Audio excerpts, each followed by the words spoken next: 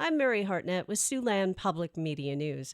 Severe weather is set to hit Iowa in the next day and a half, with possibilities ranging from tornadoes to thunderstorms to snow as temperatures rise up into the 70s and plummet down into the 20s.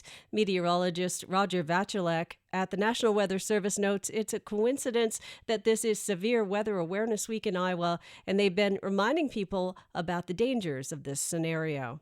A bill that could have limited the expansion of public lands appears dead for the year after the Iowa House failed to advance it before this week's legislative deadline. It would have required the Department of Natural Resources to prioritize maintenance of existing public lands before acquiring more land.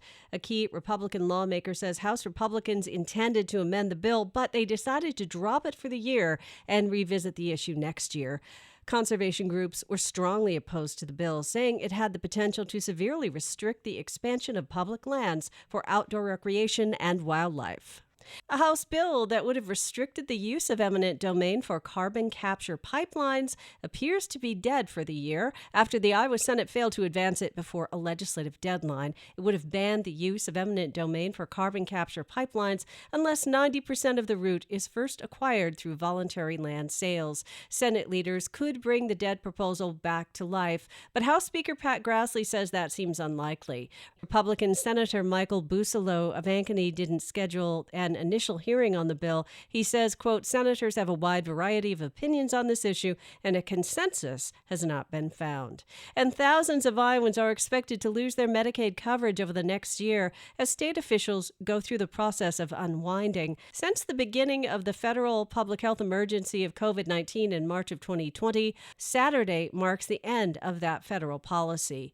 Elizabeth Matney is the state Medicaid director at the Department of Health and Human Services. She says around 150,000 Iowans could be disenrolled over the next 12 months because they no longer qualify for Medicaid.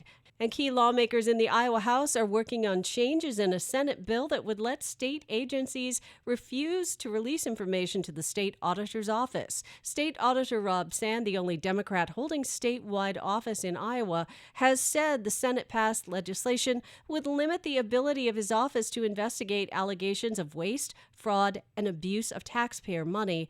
A lobbyist for the Iowa Society of Certified Public Accountants has said the bill could also impact the ability of private sector CPAs to conduct audits of Iowa cities and counties. And a former Sergeant Bluff call center is getting a new lease on life. Sergeant Bluff Mayor John Winkle told the Sioux City Journal that the old MCI building on Sargent Square Drive is now being transformed into a multi-purpose arena by developer Roy Perry of R. Perry Construction. The 170,000 square foot building will hold a track, 3 baseball courts, 3 volleyball courts, a substantial workout area, and 20,000 square feet of retail space. Winkle said R. Perry Construction will also be relocating its headquarters into the building. Besides sports tournaments, Winkle said the arena will also be able to host horse shows and car shows. He said work on the first phase of the project has been underway for 2 months, and he expects the building to be open within a year.